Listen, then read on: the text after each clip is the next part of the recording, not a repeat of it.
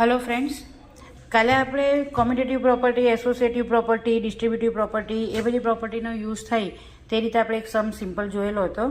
આજે આપણે બીજો એક સમ જોઈશું જેની અંદર તમને -3/5 મલ્ટીપ્લાય બાય 28/5 -3/5 ઇન્ટુ 3/25 આપેલું છે. હવે આ કેવી રીતે થાય તેને સમજીએ. તો સૌથી પહેલું સ્ટેપ આપણે જે કરીએ, ક્વેશ્ચન કોપી કરવાનો અને પછી પ્લસ કે માઇનસ હોય ત્યાંથી આપણે બંને બ્રેકેટને અલગ કરી દેવાના છે. એટલે આપણને ખ્યાલ આવે કે બંને બ્રેકેટમાં કઈ વસ્તુ કોમન છે. તો અહીંયા જોતાની સાથે ખ્યાલ આવી જાય કે બંને બ્રેકેટની અંદર -3/5 કોમન છે. વચ્ચે પ્લસ અથવા તો માઇનસ હોય ત્યાંથી બંનેને છૂટા કરી દેવાના એ કમ્પલસરી.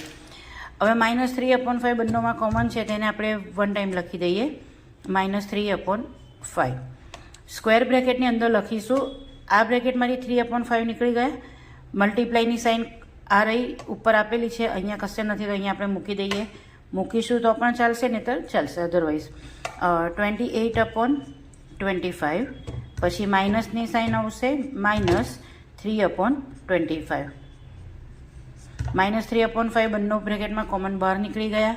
મલ્ટીપ્લાયની સાઇન અહીંયા આવી ગઈ, 28/25 -3/25. નેક્સ્ટ સ્ટેપ આવશે -3/5 મલ્ટીપ્લાય બાય. હવે અહીંયા બંનેનો ડિનોમિનેટર સરખો છે જ સરખો છે, એટલે 25 25 એમના એમ, અને ન્યુમરેટર લખાશે 28 - 3. એને આપણે પાછું બ્રેકેટમાં મૂકી દઈશું. -3/5 મલ્ટીપ્લાય બાય 28 - 5 એટલે 28 - 3 એટલે 25/25. ઓકે, હવે આ બંનેની વચ્ચે મલ્ટીપ્લાયનો રિલેશન છે, કેન્સલેશન થશે. કેન્સલેશન હંમેશા ઉપર નીચે જ થશે. 25 × 25 એટલે અહીંયા આવી ગયું -3/5 ઇન્ટુ 1 એટલે કે આવશે આન્સર -3/5. સિમ્પલ ટ્રીક છે. આની અંદર ખાલી આપણે બંનેમાંથી કોમન કાઢ્યું અને જે બ્રેકેટમાં રહેલું તેનું તે લખ્યું. બંનેનો ડિનોમિનેટર સેમ હતો એટલે લખ્યું અને ન્યુમરેટરનું માઇનસ હતું, અને જે કેન્સલેશન થયું હતું એનું આપણે કેન્સલેશન કરી કાઢ્યું છે. આ જ રીતનું આપણે બીજો એક સમ જોઈએ. હવે બીજો સમ આપેલો છે કે બંને બ્રેકેટમાં આપેલું છે 3/5 મલ્ટીપ્લાય બાય 4/5 પ્લસ 3/7 ઇન્ટુ 3/5 -3/5. હવે અહીંયા જોતાની સાથે ખબર પડે છે કે પહેલાં બંને બ્રેકેટમાં 3/7 અને 3/7 કોમન છે. આગળના સમમાં સેમ હતું, પણ અહીંયા એક સ્ટેપ છેલ્લે વધારાનો આવે છે -3/5. એને આપણે કંઈ કરવાનું નથી, પણ એને દરેક સ્ટેપમાં નીચે ઉતારતા જઈશું. તો ફર્સ્ટ સ્ટેપમાં 3/7 કોમન આવશે, મલ્ટીપ્લાય સ્ક્વેર બ્રેકેટની અંદર 4/5 plus 3/5 -3/5. Then after 3/7 as it is multiply by. અહીંયા પર ન્યુમરેટરનું એડિશન થશે અને ડિનોમિનેટર એઝ ઇટ ઇઝ -3/5 નીચે ઉતારવાના. ઘણી બધી વખત સ્ટુડન્ટ્સ એવું કરે છે કે પહેલાં બંનેનું સિમ્પ્લિફાય કરી કાઢે ને 3/5 ને નીચે ઉતારતા જ નથી, પણ ત્યાંથી સમ ખોટો પડવાની શક્યતા થાય. એટલે 3/5 ને તમારે દર વખતે નીચે તો ઉતારતા જ જવાનું છે.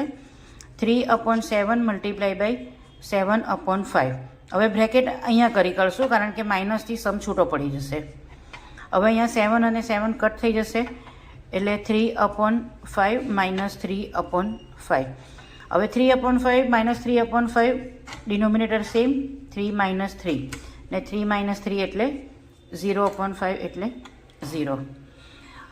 આ સમની અંદર ખાલી આપણે એક જ સ્ટેપ વધારાનો મૂકેલો હતો -3/5. ખાલી એટલું જ તમારે ધ્યાન રાખવાનું છે કે -3/5 ને દર વખતે આપણે નીચે ઉતારતા જવાનું છે અને છેલ્લે જે પ્રોસેસ થાય તે તેની કરી કાઢવાની છે. તો આનો આન્સર આવે છે 0. ઓકે, આ ચેપ્ટરની અંદર આ ટાઈપના સમ આવ્યા કરતા હોય છે. ત્યાર પછી આ ચેપ્ટરની અંદર બીજું પૂછાય એવી વસ્તુની અંદર છે, જેમ કે અહીંયા ટાઈપ 5 લખેલું છે. ટાઈપ 5ની અંદર છે name the property under multiplication used in inch of the following. એનો મતલબ કે તમારે જે નીચે સમ્સ આપેલા છે તેની તમારે ખાલી પ્રોપર્ટી કઈ છે તે જ તમારે ખાલી લખવાનું છે. જેમ કે પહેલું આપેલું છે -4/5 into 1 is equal to 1 into -4/5 is equal to -4/5. તો આ તમારી પ્રોપર્ટી કઈ છે તો તે તમારે લખવાનું છે. જેમ કે પ્રોપર્ટી છે મલ્ટિપ્લિકેટિવ આઇડેન્ટિટી. કેમ મલ્ટિપ્લિકેટિવ આઇડેન્ટિટી? કારણ કે -4/5 ને 1 સાથે મલ્ટીપ્લાય કરો, આગળ કરો પાછળ કરો તો પણ આન્સર એ જવાનો છે. અને આને કોમ્યુટેટિવ પ્રોપર્ટી પણ તમે લખી શકો. નંબર 6 ની અંદર આપેલું છે -13/7 મલ્ટીપ્લાય બાય -2/7 અને ઇક્વલ ટુ કરીને સેમ વસ્તુ છે પણ આગળ પાછળ છે. તો આ પ્રોપર્ટી થઈ જશે કોમ્યુટેટિવ પ્રોપર્ટી ફોર મલ્ટિપ્લિકેશન. 7 નંબરમાં આપેલું છે -19/29 ઇન્ટુ 29/-19 ઇઝ ઇક્વલ ટુ 1. તમે અહીંયા સિમ્પલી જોઈ શકો છો કે 19/29 આપેલું છે અને અહીંયા આ બાજુ તેનું રિવર્સ થઈ ગયું છે, એટલે ઉપર નીચે કટ થઈ જાય છે. ડેટ મીન્સ કે આ થઈ ગયું reciprocal of each other. Number 8માં તમને આપેલું છે 1/3 મલ્ટીપ્લાય બાય 6 ઇન્ટુ 4/3.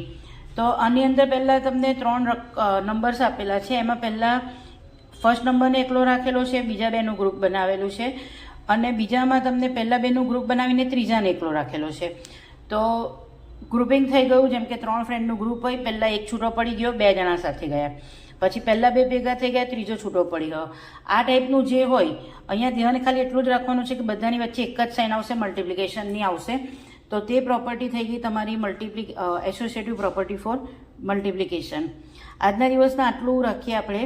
કાલે આપણે અહીંયાથી આગળ વધીશું. જો કોઈને કોઈ પણ જાતની ક્વેરી હોય આ ચેપ્ટરની અંદર રેશનલ નંબરમાં, તો તમે મેસેજ કરી શકો છો. અને જો વિડીયો ગમ્યો હોય તો લાઇક, શેર અને સબસ્ક્રાઈબ જરૂરથી કરજો. Thank you.